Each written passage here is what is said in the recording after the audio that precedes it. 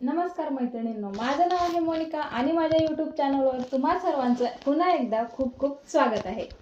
तर मैत्रिणींनो, कसे आहात तुम्ही सगळे? आय होप तुम्ही सगळे मस्त आणि मजेत असाल. तर मी बऱ्याच दिवसानंतर व्हिडिओ बनवतेय, कारण मी सध्या म्हणजे गडबडीत होते, माहेरी गेलेले होते आणि माहेरून परत सासरी आले, परत माहेरी गेले, थोडंसं काम होतं त्यामुळे. तर मला आजचा जो टॉपिक आहे ना, तो सगळं महिला वर्गासाठी बनवायचा होता आणि तो मी बनवलाय. तर व्हिडिओ शेवटपर्यंत नक्की बघा. ज्या कोणी महिला हा व्हिडिओ बघत असतील त्यांनी हा व्हिडिओ नक्कीच बघा शेवटपर्यंत. आणि इकडचं तिकडचं न बोलता डायरेक्ट मेन विषयावरती आपण येऊया.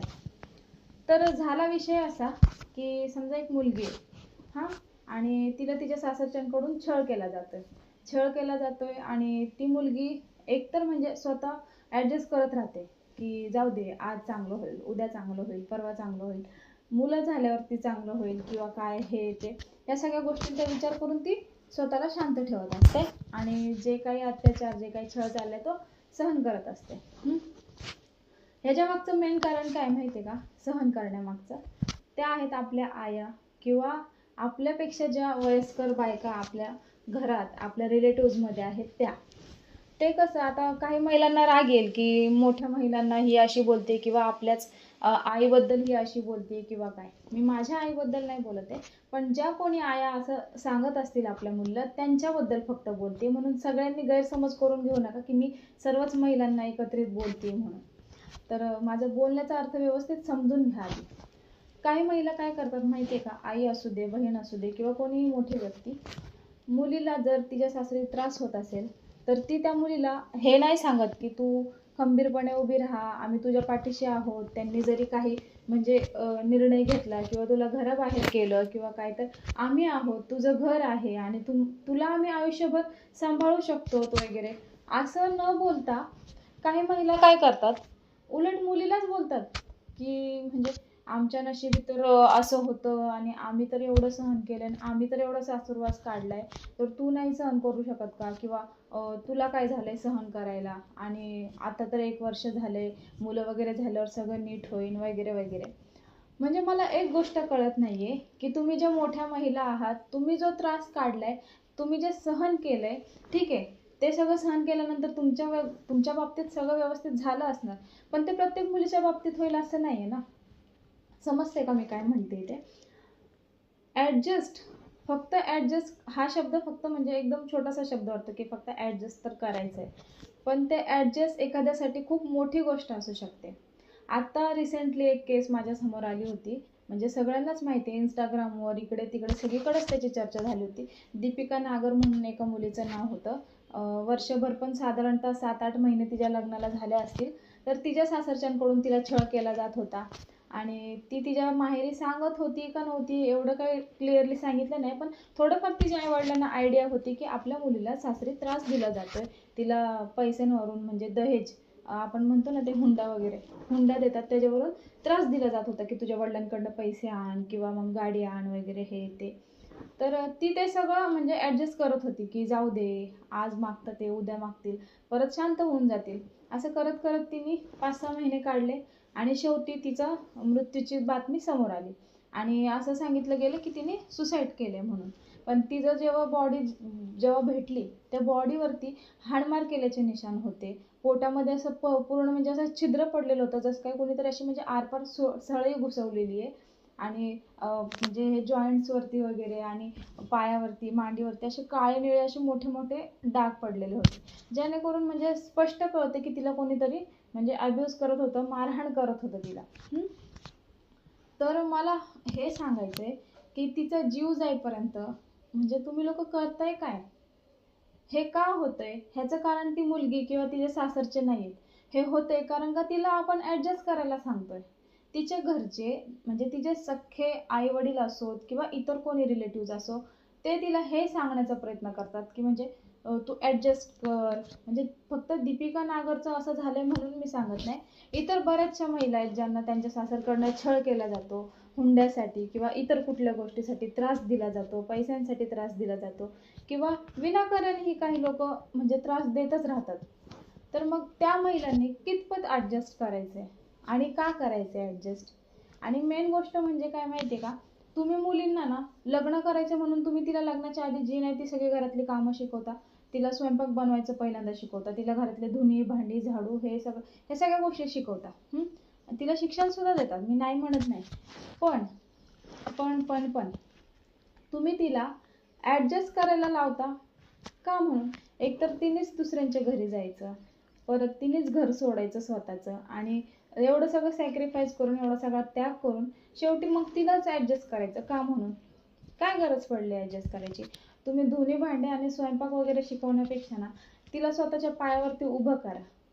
सगळ्या आईवडिलांना मी हात जोडून नम्र विनंती करते, पहिल्यांदा आपल्या मुलीला इंडिपेंडेंट बनवा. तिला पैसा कमवायला शिकवा, तिला तिच्या पायावर उभी करा, जेणेकरून ती फायनान्शियली तरी तिला स्वतः हँडल करता येईल. कारण का बऱ्याचशा कुटुंबामध्ये काय होतं, सुनेला यामुळे सुद्धा त्रास दिला जातो कारण ती म्हणजे आयतं बसून खातीये. ती घरातले किती कामं करते, ती सगळं घर हँडल करते, ह्या सगळ्या गोष्टी बघितल्या जात नाही. फक्त एवढंच बघितलं जातं की ती म्हणजे घरीच असते, घरातलंच काम करते आणि आमच्या जीवावर किंवा आमच्या मुलाच्या जीवावर बसून खात असते, म्हणून तिला सतत सुनवलं जातं, तिला टोमणे वगैरे मारले जातात, घालून पाडून बोललं जातं, आणि ती मुलगी ॲडजस्ट करत जाते का तर बाबा नवरा चांगला आहे, किंवा मग घरी सांगेल तर मग मला माहेरी हे लोक पाठवतील. मग माहेरी गेल्यानंतर तिथलचे म्हणजे माहेरचे जे रिलेटिव्ह असतील किंवा आजूबाजूला राहणारे जे लोक असतील ते काय म्हणतील, की बाबा मुलगी नवरा वगैरे सोडून इकडे आली आहे राहायला, आणि हे ते. मला एक सांगायचं आहे की समाज, रिलेटिव्ह, आजूबाजूवाले आणि कोणीच कोणाला घेणं देणं नसतंय.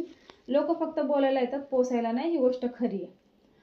म्हणून आई वडिलांनी आपल्या मुलीला ॲडजस्ट कर सांगण्यापेक्षा ना तिला म्हणावं बिंदास ये, तुझं घर आहे, तुझे आई वडील अजून जिवंत आहेत. आणि ज्या मुलींना जरी आई वडील नसतील किंवा मग काही प्रॉब्लेम असेल माहेरचा, ती माहेरी सुद्धा जाऊ शकत नसेल, तर किमान ती शिकलेली असेल, ती जॉब करत असेल, कुठून तरी ती पैसा कमवत असेल ना, तर तिला मी सांगते कोणाचीही गरज नाही, ती स्वतःला स्वतः हँडल करू शकते. आणि जरी तिला मूलबाळ असेल तर ती मूलबाळ पण सांभाळू शकते. आपण स्त्री आहेत, आपण काहीही करू शकतो, ही गोष्ट नेहमी लक्षात ठेवा. आणि राहिली गोष्ट ह्याची की बाबा मग काही महिला आता काय म्हणतील की म्हणजे थोडं काय झालं की मग लगेच घर सोडून जायचं का? नाही, घर वगैरे सोडून जायला मी सांगत नाहीये. जर तुमच्यामध्ये म्हणजे जास्त प्रमाणातच त्रास दिला जात असेल, तुम्हाला जास्त तुमची मारहाण छळ केला जात असेल, तर तुम्ही का सहन करताय बहिणींनो? तुम्हाला नाही सहन होते ना, तुम्ही बिंदास जावा. तुम्ही इंडिपेंडेंट असाल ना तर तुम्हाला या गोष्टीची कधीच टेन्शन येणार नाही की मला घराच्या बाहेर काढतील तर मग माझं कसं होईल, माझे आईवडील, आणि कुणाचेही आईवडील आयुष्यभर जात नाहीत कोणाला. त्यामुळे तुम्ही इंडिपेंडेंट बना, स्वतःच्या पायावर उभे राहा, कमवायला शिका. फक्त तुम्ही 5 ते 10 हजार रुपये जरी कमवले ना तरी कमवा, पण असं मोकळं राहू नका आणि घर आणि संसाराच्यात गुंतून राहू नका. ते सगळं पण करा, पण त्याचबरोबर तुम्ही स्वतःकडे पण लक्ष द्या. स्वतःचं जॉब, स्वतःचं इन्कम याच्याकडे लक्ष द्या. जर तुम्ही जॉबला जाऊ नसताल शकत तर मग तुम्ही घरून वर्क फ्रॉम होम बघा. कुठले तरी तुम्हाला म्हणजे चांगलं जमत असेल, शिलाई काम किंवा मेकअप वगैरे हे ते, तर तुम्ही घरून पण हे गोष्टी करू शकता. थोडं का होईना, थोडं तरी इन्कम सोर्स तुमच्याकडे स्वतःचा असेल ना तर तुम्ही इंडिपेंडेंट आहात.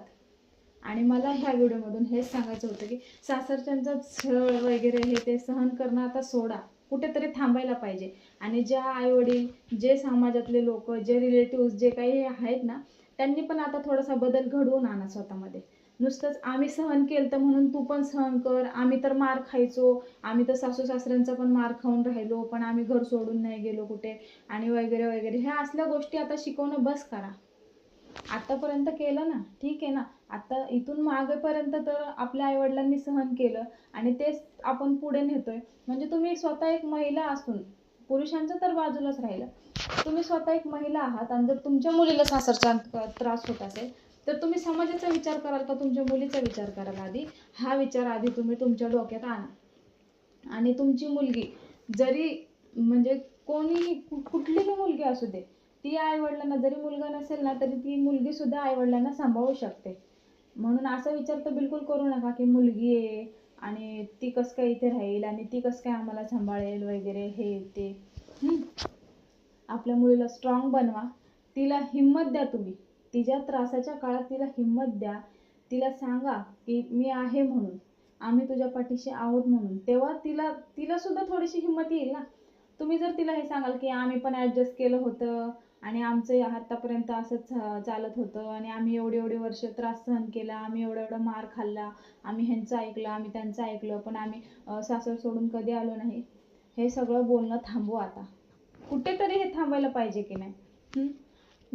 मी स्वतः एक आई आहे, मला सुद्धा एक मुलगी आहे आणि इन फ्युचर माझ्या मुलीचं पण लग्न होणार आहे. तिला जर तसं काही असेल ना, तर मी तर तिला बिनधास्त सांगाल, हे बघ बाई, तू आपल्या घरी ये, तुला एवढं लहानाचं मोठं आम्ही केलं, तर इथून पुढे पण आम्ही सांभाळू शकतो तुला, आणि मी माझ्या मुलीला इंडिपेंडेंट बनवणार, हे मी मला स्वतःला प्रॉमिस करते. आणि सर्व महिला ज्या हा माझा व्हिडिओ बघत असतील त्यांनी माझ्यासोबत आज हा प्रॉमिस करायचा आहे की तुम्ही पण तुमच्या मुलीला स्ट्रॉंग बनवाल, इंडिपेंडेंट बनवाल आणि फायनान्शियल इंडिपेंडेंट बनवाल.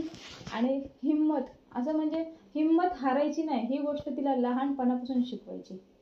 कुठल्याही गोष्टीला घाबरायचं नाही, ही गोष्ट तिला लहानपणापासून तुम्ही शिकवा.